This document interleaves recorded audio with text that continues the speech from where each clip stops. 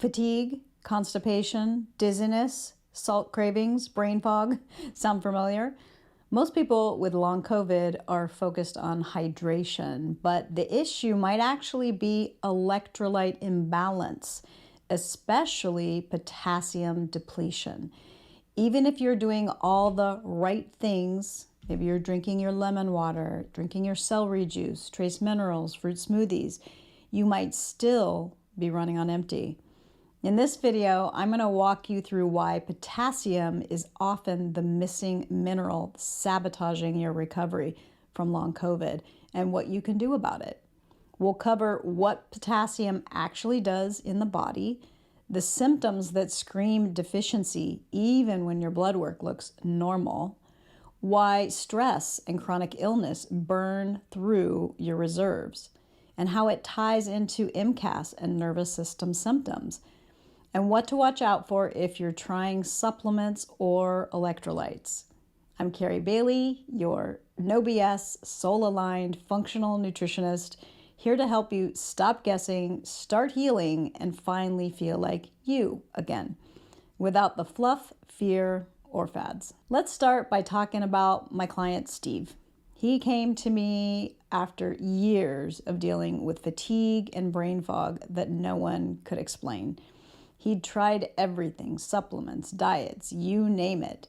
He was doing all the right things, even us working together for 2 years. He was doing all the right things. We removed gluten, dairy, soy, corn, oils, fats, you name it. He was drinking all the drinks, the celery juice, the lemon water, the smoothies, all the things. But the real breakdown came when we introduced gentle potassium supplementation. Bringing in potassium supplementation increased his energy, and it was really when we combined the potassium with a 100% fat-free diet.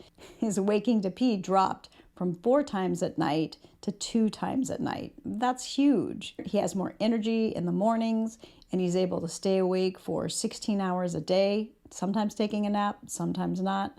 And his digestion has improved. And even more interestingly, his salt cravings dropped off dramatically. That's when I knew potassium had been one of those silent saboteurs all along. He was already eating the bananas and eating the raisins, all the high potassium foods, but his body needed even more potassium because he had been sick for so long. Let's talk about what potassium does in the body. It's one of your master minerals. It doesn't get the attention that magnesium or calcium does, but it's absolutely essential for cellular function. So here's a breakdown of what it supports. Number 1 is nerve conduction. Potassium helps send signals along your nerves, including those involved in digestion, heart rate, and muscle control. Potassium is also involved in muscle contraction and relaxation. This includes your smooth muscles like your intestines. Hello, constipation. Potassium is also involved in fluid balance. So potassium works with sodium to keep the fluid inside your cells. Potassium's on the inside, sodium is on the outside of the cell, and those two work in balance to pull sodium in and out, pull potassium in and out of the cell. And an imbalance here can cause swelling, bloating, and puffiness. Blood sugar regulation. If you have blood sugar regulation issues, low potassium can affect how your body responds to insulin, because insulin helps potassium get in and out of the cell as well. Potassium controls your pH balance. That's whether you're acid or alkaline. And it also controls detoxification. It helps regulate your intercellular pH. That's the pH inside your cell. It also supports cellular detox and overall metabolic health. In the context of long COVID, this becomes even more critical. When your nervous system is inflamed and on edge, when you're dealing with viral debris, when your body is stuck in an adrenalized state, your potassium needs to go through the roof. Here are the most common symptoms that I see that point to low potassium. even if your labs are normal. Salt cravings that never go away, constipation or sluggish digestion, weakness, shakiness, dizziness, heart palpitations or any kind of fluttery feeling in your chest, fluid retention or puffiness. This can be even around your eyes, around your ankles, around your fingers. Think about anywhere where you wear any tight elastic bands around your waist from your underwear or on your socks. If there's indentations in your skin that doesn't go away, that's edema, that's fluid retention. Brain fog and poor focus, right? Your brain needs that water balance, that potassium balance in your brain for you to function. Fatigue that doesn't lift with rest. Blood levels can be misleading because the body will rob potassium from the cell to keep the serum levels stable, which means that you can be deeply depleted and still look fine on paper. Who's most likely to be depleted in potassium?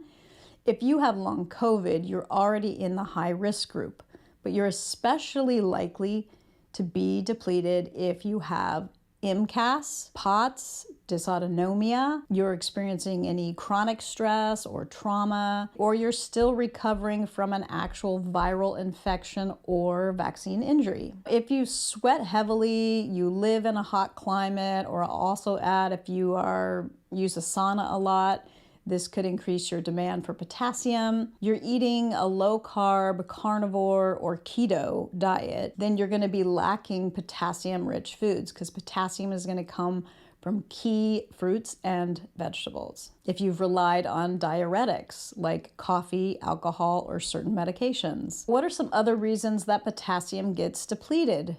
Chronic stress and illness are massively increase your need for potassium.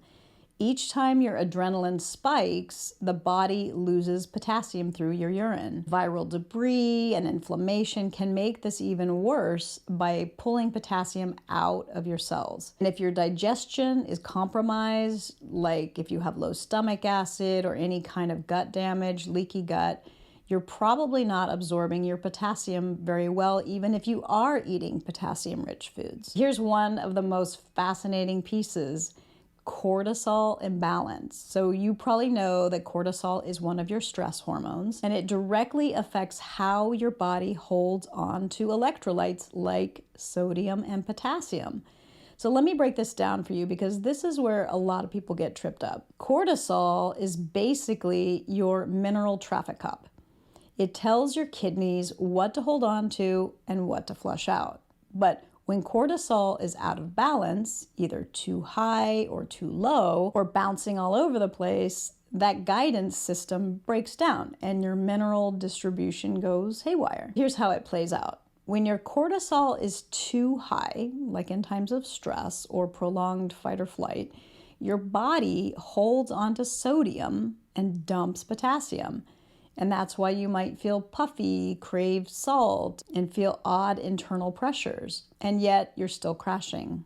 The minerals are technically there, but they're landing in all the wrong places. When your cortisol is too low, like let's say you're in major burnout, late stage adrenal fatigue, your body starts losing sodium too. Blood pressure drops, you feel lightheaded, weak, even panicky, and your potassium might look fine on paper, but it's not making it into the cells where it's actually needed. When your cortisol goes up and down all the time, which it can do across a day even, and it's really common in long COVID, it leads to full-blown mineral chaos. One day you're bloated, the next day you can't sleep, and then you feel wired but exhausted, and everything feels unpredictable. That's not just your hormones, that's electrolyte stability. The big takeaway here is that cortisol doesn't just affect you emotionally. It controls how your body handles key minerals.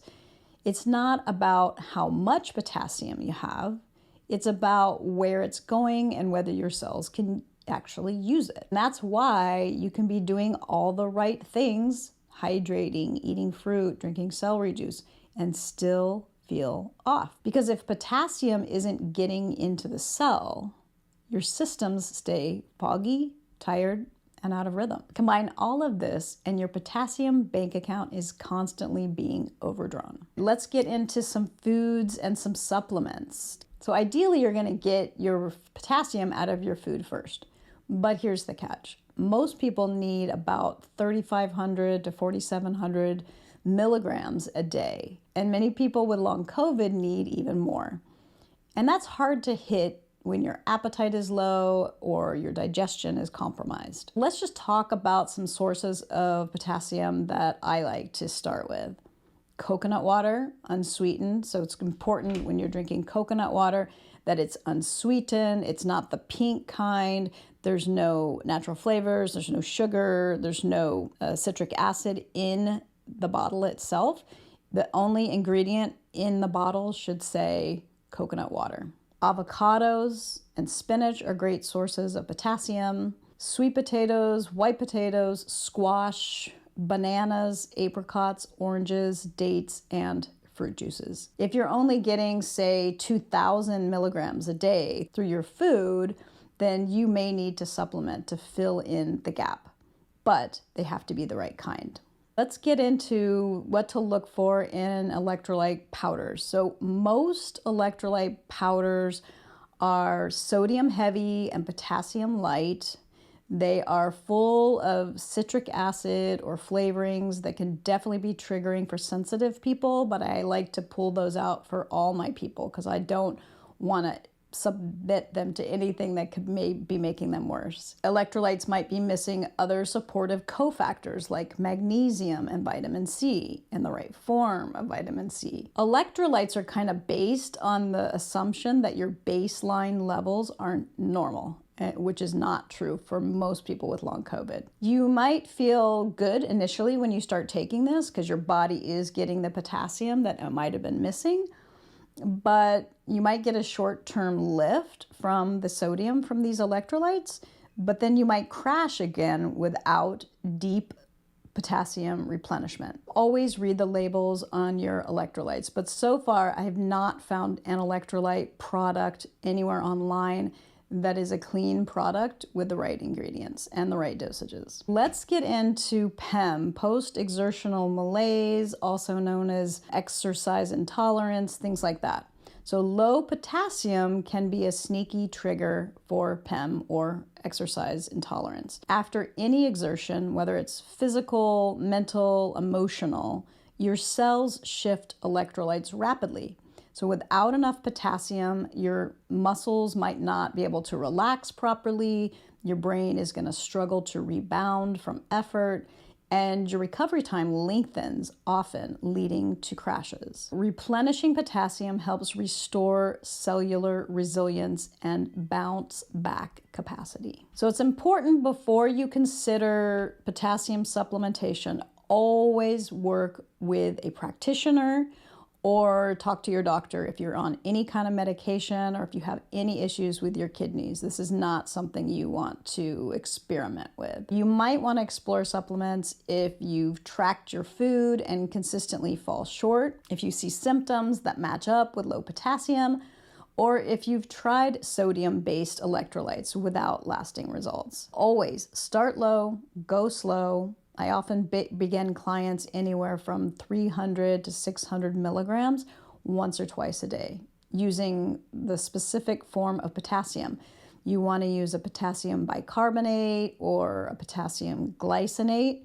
You want to avoid potassium chloride and potassium citrate unless it's specifically recommended. It can be really harsh on your gut, and it can be made from genetically modified corn and used black mold with it as well. Potassium might not be trending on Instagram, especially the way fish oil and vitamin D are, but for long COVID, it's one of the most overlooked healing allies.